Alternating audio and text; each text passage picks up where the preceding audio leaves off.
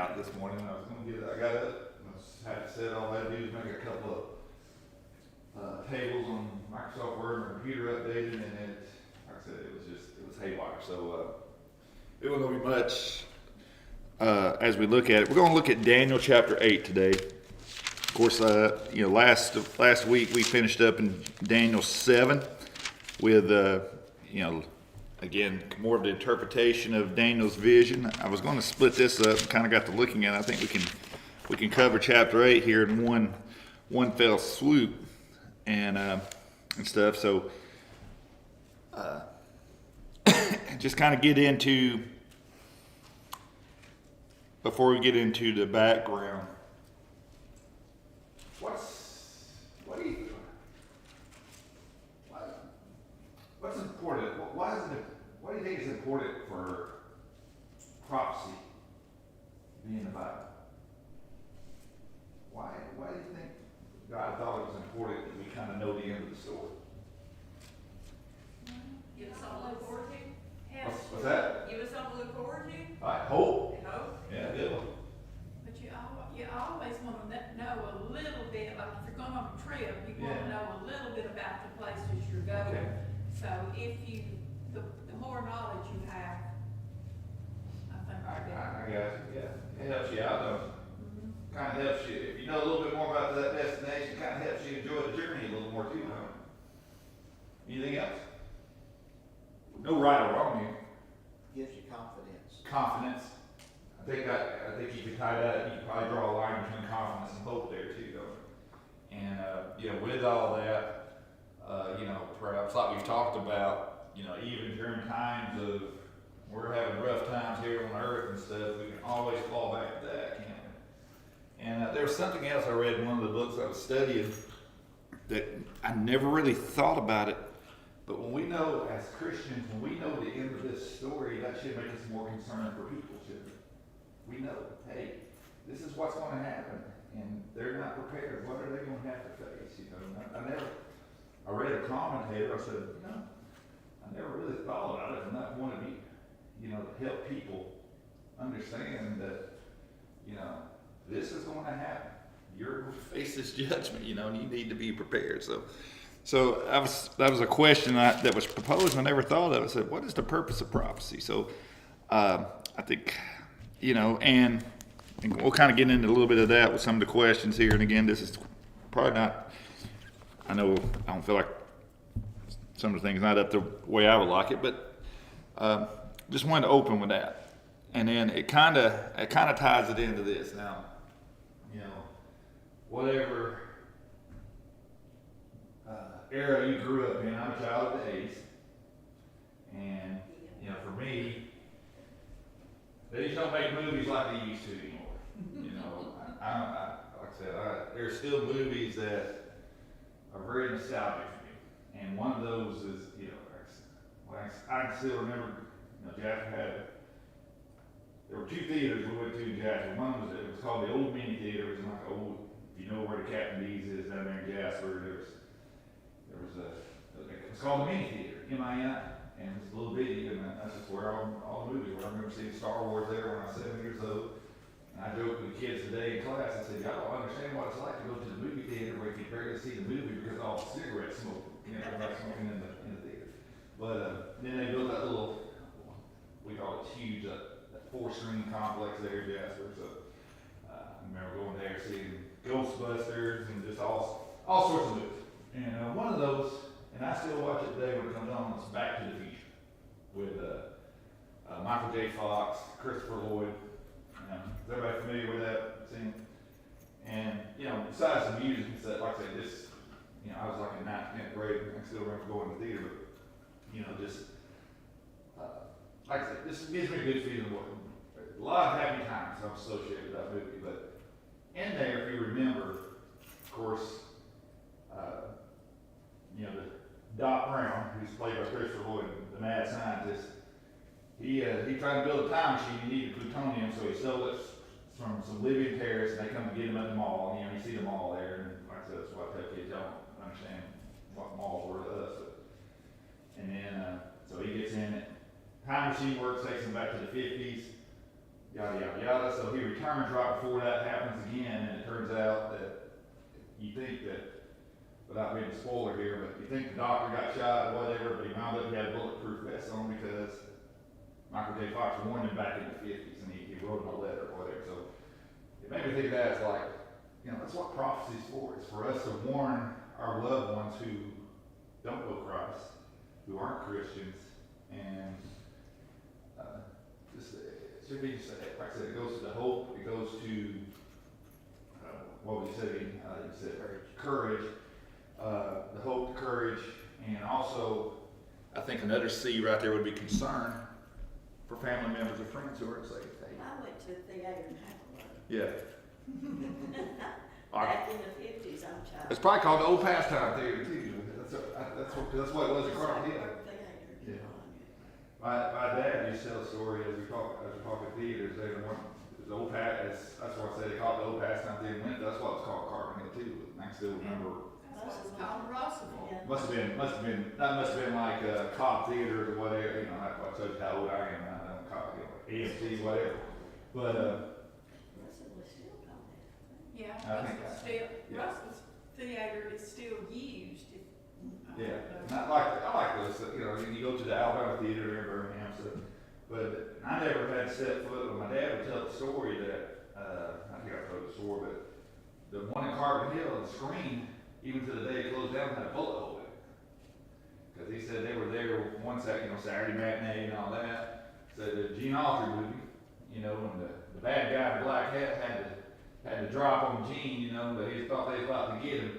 And he said all of a sudden, he said, my dad told it like he was there. I don't know if he could spin the arm a little bit, but he said somebody in the back stood up and goes, "Watch out, Gene!" Pulled out a pistol and shot the guy right there. Now, if you're from Walker County, Carter Hill, that don't surprise you a bit, but anyway, that's just, I remember that. But yeah, so that's kind of what we got there with props, and it's one of those, it's one of those things, I guess, it can be, I think we got to understand, it can be uncomfortable or maybe or scary, but really that's not what the purpose is for. I don't think that's what God's intended for us, for His children, for us to be scared of the prophecy. So I think it's what we said. It's hope, it's courage, and and from that, so Daniel chapter 8. So we kind of get into this. Is this chapter really kind of, it's prophecy that's dealing with conflict between the second and third world empires, which would be the Medo-Persians and the Greeks. So what about this prophecy? It's already been fulfilled, all right. So, and then there's people that argue, that it's just a history, but it is prophecy. And a few things here, just a few other items of that I saw was that now chapter 8, the language it was written in returns to Hebrew now. Chapters basically from Daniel 2, verse 4, all the way through chapter 7 was written in, if y'all remember, we discussed this a few weeks ago, the language of Aramaic, Aramic, kind of the language of Syria. It was kind of the, we talked about the accepted language during that lesson, how worldwide, in international airports worldwide, it's just the common, there's a common language. It's just and what air traffic controllers speak and things of that nature. But kind of like that. But now, as we get to chapter 8, the prophecy begins to focus now on Israel. It starts, the last few chapters, it's been dealing with talking about the Gentile nations. And so now we're kind of flipping it, back to focus on Israel right here. And, and again, I have notes down, maybe, that all coincides with the language being in Aramaic. Now we're going back to Hebrew. But just kind of give you a little bit of a time frame right here. We're in that when chapter 8 was written, third year of King Belshazzar, the last king of Babylon. It's kind of towards the end of the Babylonian Empire. Matter of fact, it's 551 BC is one of the years I found, about 12 years before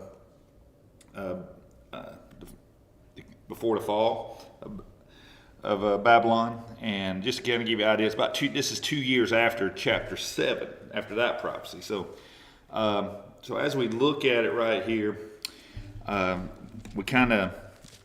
we start out. So if someone's got it turned to their Bible, could maybe they could read verses. Let's go verses 1 and 2 right there. Someone would mind reading those two for us. In the third year of the reign of King Belshazzar, a vision appeared unto me, even unto me, Daniel, after that which appeared unto me at the first. And I saw in a vision, and it came to pass, when I saw that I was at Shushan in the palace which is in the province of Elam. And I saw in a vision, and I was up the river of Ulai. That's why I wanted y'all to read that, so I wouldn't have to pronounce all those words. But yeah. So hey, listen, I know I put my old Walker County spin on King's English all the time. So, but like I said, 551 BC in our book right here on page 202, and it says Daniel's close to 70 years old, and when he saw himself in Susa, now that's the chief city of the Medo-Persian Empire. It's about 250 miles east of Babylon. Now, there are some commentators said that God actually took him there, but that's kind of where, like I said, where he is envisioning this, where he sees this vision, and like I said, that's basically was the capital of the Medo-Persian Empire.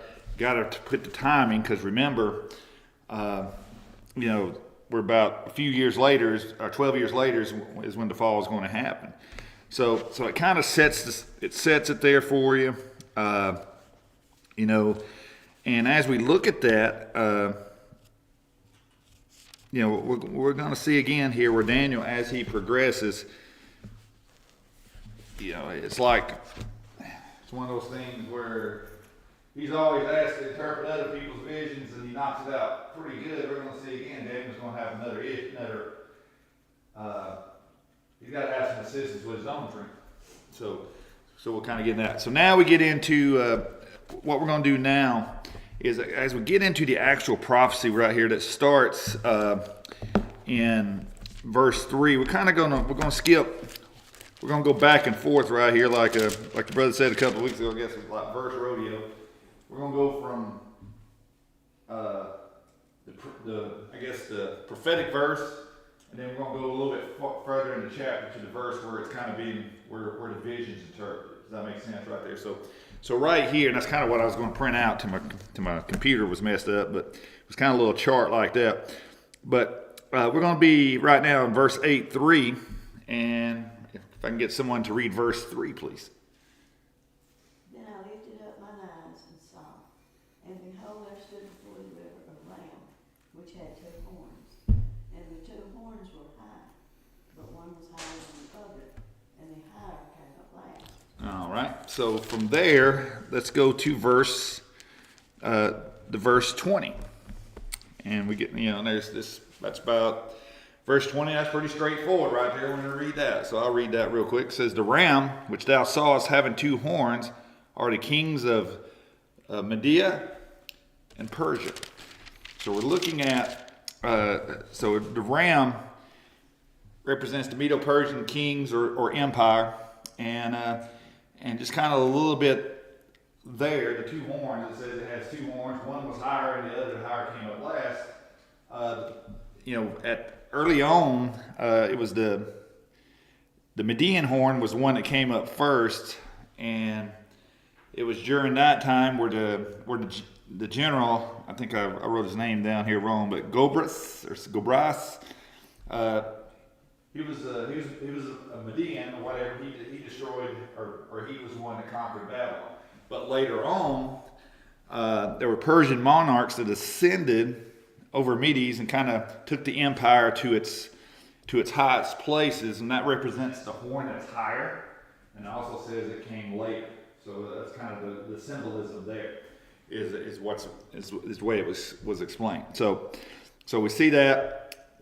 We go to verse 4 now, and we can see that this is again, if you were at that time, what was a few weeks ago when we discussed the armies of the Medo-Persians, or what was it that made them different?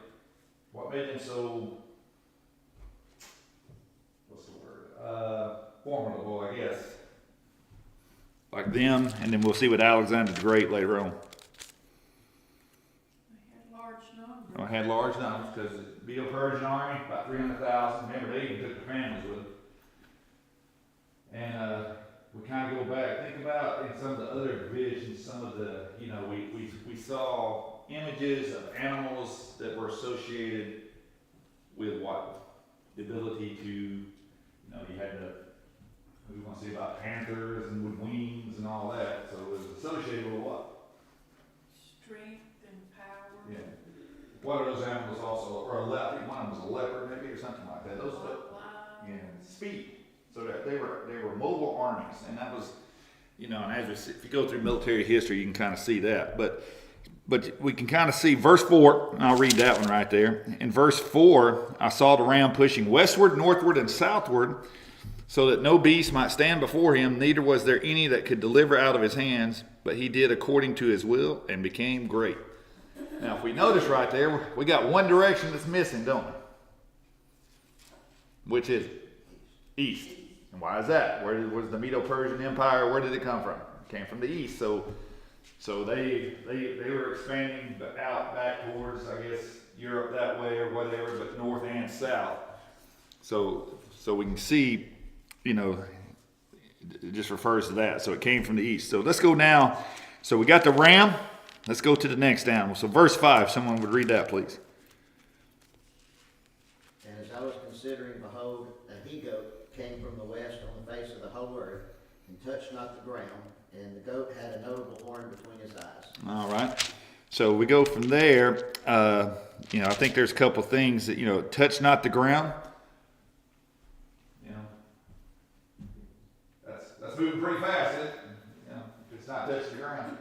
Also, we see another reference here to a horn, and we got to see who that is. So let's go to let's turn over to verse 21, and I was gonna say that didn't make sense because that was in chapter 7, and verse 21 in chapter 8 it says, "And the rough goat is the king of Greeks, and the great horn that is between his eyes is the first king." So now, we are looking at, like I said, the Greeks. We're talking Alexander the Great now, and that's kind of the notable horn or the great horn, and they came from the west. It says it touched not the ground. Now, pop quiz, not really. If you remember, the Greek army in a couple of lessons ago, division of it was four wings of the panther. So if you got a panther, not only that can run fast and put wings on it, it's kind of referencing that, talking about not touching the ground. So again, we're talking about the speed of it, because I think if I went back and what I saw, Alexander pretty much conquered that part of the world in 3 years, which is, especially in that time, that's pretty fast. And so it kind of all comes together right there on that. Let's go now to, we continue on, we go verses 6 and 7, and let's see, as the goat and the ram come together, let's see what happens there. So someone mind reading verses 6 and 7, please.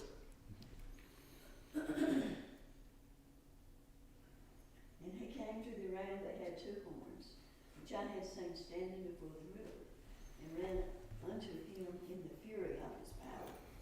And I saw him come close unto the ram, and he was moved with choler against him, and smote the ram, and brake his two horns. And And there was no power in the ram to stand before him, but he cast him down to the ground, stamped upon him, and there was none that could deliver the ram out of his hand. So no gray area there, huh? Where the Greeks came and conquered it. And choler, that's an interesting Choler. That means anger, great hatred. You know, and it's like some of the words, some of the things I studied there is like, you know, hatred, anger, basically one intent, and that was to destroy. So that was the entire purpose there of the Greeks. You know, and of course they're conquering the Medo-Persian Empire. This is where King Xerxes, he was the last great ruler of Persia. He was defeated by the Greeks.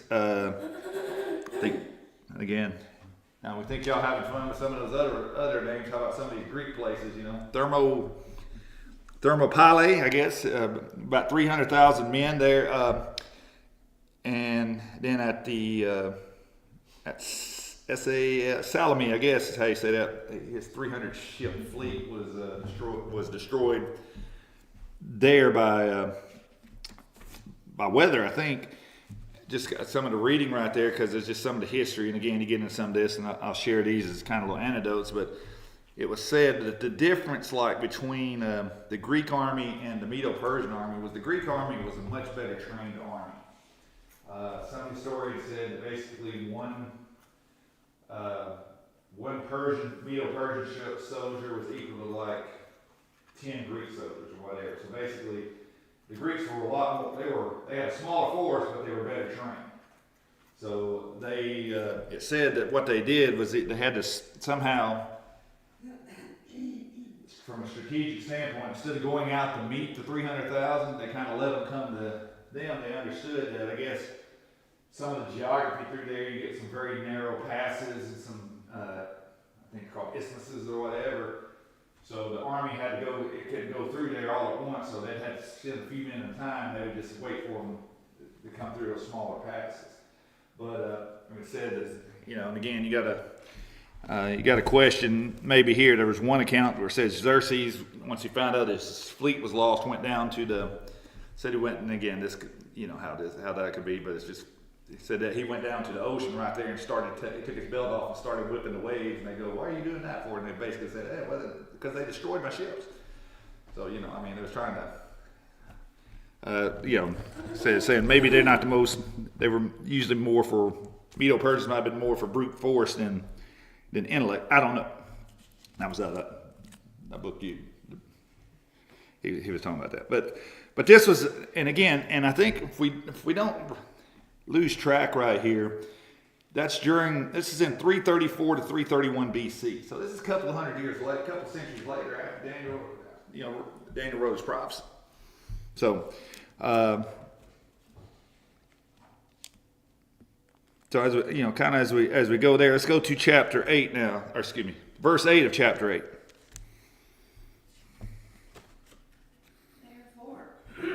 Therefore the he-goat waxed very great, and when he was strong, the great horn was broken, and for it came up 4 notable ones toward the 4 winds of heaven.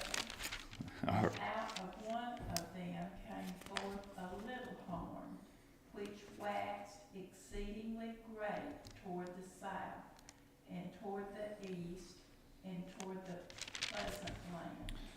All right. So there. Now we get the next. We get Alexander's fate right here. You know. You remember you used to hear stories that Alexander the Great supposedly sat down and cried because he had no more worlds to conquer. Have you ever heard that story? But he was age 32, and he died. That was the year he died. He was young. He died in 323 BC at the age of 32. And so if we go look at verse 22 now, we kind of see the reference right here from verses 8 and 9. Right now, verse 8, it says, "Now being broken, whereas 4 stood up for it, 4 kingdoms shall stand up out of the nation, but not in his power." So when Alexander, died, there were 4 generals or 4 kings that kind of rose up, kind of took that vacuum of power right there. But they weren't near as strong as it was with Alexander. So they had they didn't have the power. Just those generals were. You had one that was called Cassander. Cassander, maybe, I don't know. Cassander, Cassander, and that was Alexander the Great's brother-in-law. So it looks like nepotism was alive and well back in 300 BC too, wasn't it? So y'all can laugh at that. That was a joke. But he was over the European section, which would be Macedonia and Greece. And again, Miss Dixon, this is I'm going to get paid back here trying to say all these Greek names right here. These generals, Lysimachus, Lysimachus, modern Turkey, basically Asia Minor. Seleucus, I guess, Seleucus, basically Asia, all of the eastern part of Africa except Egypt. And then Ptolemy, Egypt and North Africa. So those are the four generals that arose. And we get into verse 9, and now we see, and out of them came forth a little horn, which waxed exceedingly great towards the south, towards the east, and towards the pleasant land. So we see something here, and like I said, just on the surface, in the past, when we've seen that extra horn or that other little horn come up in the beast that had 10 horns, the 11th horn, what was that representing?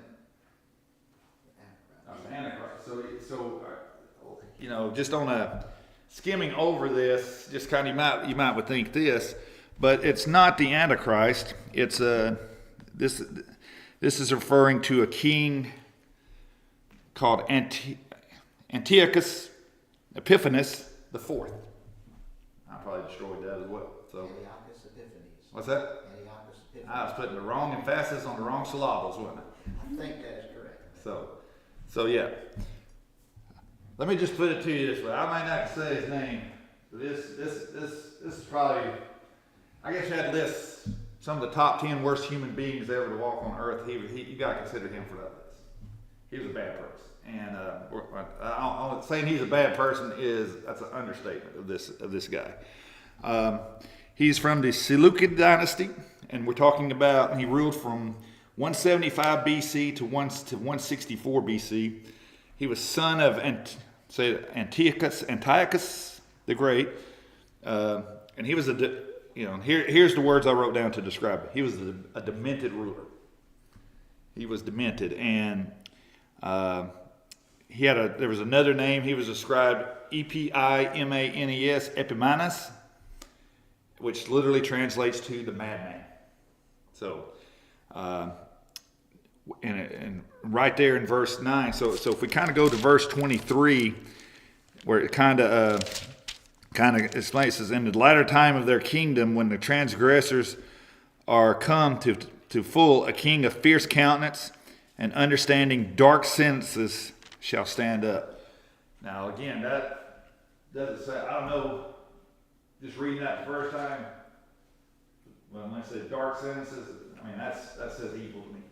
And, there was, some of the commentators said that he was probably literally that he was possessed. That he was demon possessed. That really, that's how awful this person was. And we kind of see that right there with that description of dark sentences.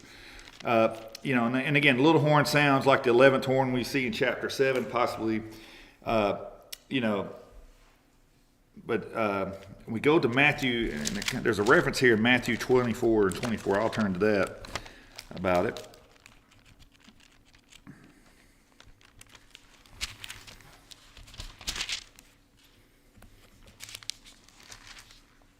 For there shall rise false Christ and false prophets, and shall show great signs and wonders, insomuch that if it were possible, they shall deceive the very elect. Right there. And again, just references there. This is one of these guys here. This is not the Antichrist, but it's almost like a foreshadowing, possibly, of what? And again, as bad as this guy is, you know, as one commentator put, he's nothing compared to what the Antichrist is going to be. And that, you know, you start thinking like that, and wow. But yeah, he's the, you know, again, it's just hard to describe how ruthless this person was. So let's go to verse 10. And as we continue on right there, and again, let me just point this out in verse 9 before we move on. And towards the pleasant land, that's a reference to Israel, and we see that again in that he did attack Jerusalem in 175 BC. All right, so let's go to verse 10 now. And it came to pass even to the host of heaven. And it waxed great even to the host of heaven, and it cast down some of the host and of the stars to the ground, and stamped upon them. All right. So now, as we say, the star, you know, that's references to Israel, the people, and the persecution. So again, Daniel, he's continuing to have these dreams, and he's seeing his people being persecuted greatly, and being slaughtered by Antiochus. You know, like I said, he was terrible.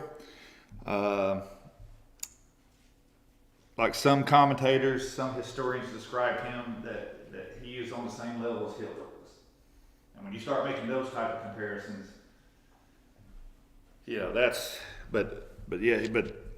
pretty bad. And Well, we're living in a day where lots of people are calling other people Hitler and fascist and yeah, you know, and that's you know, like I said, I think it's one of those the more you throw that out there, the more it lessens how bad Hitler was, I guess, you know. And but this guy, just some of the things he did, now you can imagine.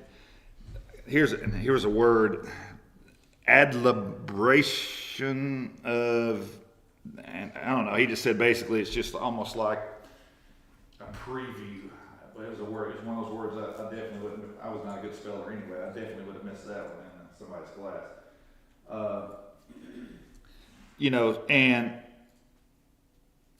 but he actually, like, again, I kind of don't want to jump ahead here and other, but some of the things he did was he actually slaughtered a pig in the temple. You know, that's. He took. I read somewhere he took swine broth and basically doused the temple with it as well. Just basically, I guess I don't know. Pails of whatever that broth would be, just, you know, defiling the temple right there. So we kind of see, you know, that kind of gives you an idea there. Let's go to verses 11 and 12 right there in chapter 8. So I'll give you guys, I'll read these right here. Yea, he magnified himself even to the prince of the host. And by him the daily sacrifice was taken away, and the place of his sanctuary was cast down. And a host was given him against the daily sacrifice by reason of transgression, and it cast down the truth to the ground, and it practiced and prospered. And this is, and again, kind of coming from that, you know, from that book he gave me. He also has some little anecdotes when he throws his own opinion in there. They're pretty funny at times. Or not funny, but, you know, it's kind of tells it. But he described that as he says, cause craft. And well, before we do that, let's go on down there to verse 25 right there. This is kind of the one that describes it. It says, and through his policy also he shall cause craft to prosper in his hand. He shall magnify himself in his heart, and by peace shall destroy many. And he shall also stand up against the prince of princes, but he shall be broken without hand. And so, you know, it's just what this is referring to, that cause craft to prosper in his hand. You know, basically he's going to literally control the economy. I think during that time he forbade Israel religious practices. I think he forbade them from you know, they couldn't buy or sell anything but from him or their people. Magnifying himself in his heart, you know, so that's, you know, he's he's pride-filled, lifting himself up, you know, speak great things. When we say that, not great things in the term, but basically saying he's like the Antichrist. He's going to be, what's the word, convincer. And then, you know, from there, you know, of course, obviously blasphemy, talking about going against the prince of princes. So, and there's another part right there in verse 23 where it says, and by peace he shall destroy many. He shall also stand up against the, you know, if you remember in Revelation 6, how, you know, Antichrist is right coming in on a white horse, but what's coming right behind him? The red horse, the war. So it's kind of a reference towards that. So we go from there, and you know, he's going to stand up against the Prince of Princes. He's going to oppose Jesus, and only by the permissive will of God does the little horn practice and prosper. So again, he's being allowed to do this, you know, by the limited will of God. And then we go to verse 13. So it kind of gets that out of the way right there. So it's, you know, it's going to be a day where he comes in where he's preaching a false peace, but he's actually making war. So, and then finally, 13 and 14 right here, we kind of get it summed up right here. Somebody would, verses 13 and 14. Then I heard one saint speaking to another saint, said unto that certain saint which spake, How long shall be the vision concerning the daily sacrifice, and the transgression of desolation, to give both the sanctuary and the host to be trodden underfoot? And he said unto me, Unto 2,300 days, then shall the sanctuary be cleansed. All right. And some of the, and like I said, the commentary where I got a lot of this from, it was, you know, they say there's some of the commentators kind of have, you know, they got their different opinions on it, on the interpretation. But if you take 2,300 days, it's literally about 7 years, and that's really, that fits right in with the time of the atrocities that Antiochus IV was committing. And this kind of leads up from between 171 through 165 BC during that time where I was trying to remember, because I remember Judas, the Maccabees or whatever, driving out the Syrian army, or driving out the army right here, and basically cleansing and rededicating the temple. I think it may have been when I can't remember how many years when it was, but we did a study on all the festivals that they did, and it was the Festival of Lights, is where this is, or the Feast of Lights. What's that? Hanukkah. What's that? Hanukkah. I think so. I can't remember the actual term. I just found Feast of Lights in there, but I remember the Maccabees because it was just a group of priests that kind of stood up, kind of basically rebelled, and drove them out, and of course they, they cleansed the temple and was able to rededicate it. So we see, all of that, and we got to remember, for us, we think 500 BC, 100 BC, that's still 400 years. That's the same amount of time from right now that we're living in to 1600. If we think about how far away 1600 is in our minds now, that's the same amount of time between that when Daniel wrote this prophecy to it being fulfilled right there. So what's that? Hanukkah. Hanukkah. All right. Because he did mention, hey, it's in the wintertime, and Hanukkah, is celebrated there in December as well. So we kind of get there, and we'll close it up right here. 8:26 and 8:27. And the vision of the morning and the evening and the morning, which was told, is true. Wherefore shut thou up the vision, for it shall be for many days. And I, Daniel, fainted and was sick certain days. Afterwards I rose up and did the king's business, and I was astonished at the vision, but none understood it. So it's so, you can almost feel the intensity right there, just and disturb, because again, Daniel was seeing the story, but we have the benefit of the entire story. We know what he's talking about. He didn't really he was just seeing, again, visions of his people undergoing great persecution and things of that nature. And so I could see where it would be disturbing for him and things of that. But it kind of goes back again to the original question. What's the purpose of prophecy for us? Yes, sometimes it is. It means people are going to have to go through uncomfortable stuff, but it's to give us hope, to give us courage, and also to give us concern for, our fellow, our friends and family, to motivate us to, to share the gospel with them, and make them understand how important it is for them to repent and come to Jesus. So, but anyway, yeah, got some.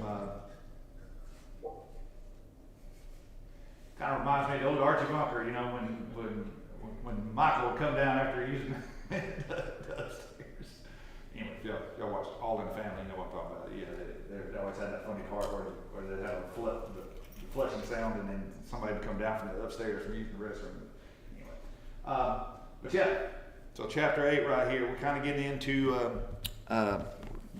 as we go into chapter 9 next week, we're going to see where now Daniel, understanding this, he's disturbed by this, and we're going to see what Daniel's reaction is, what he turns to help him,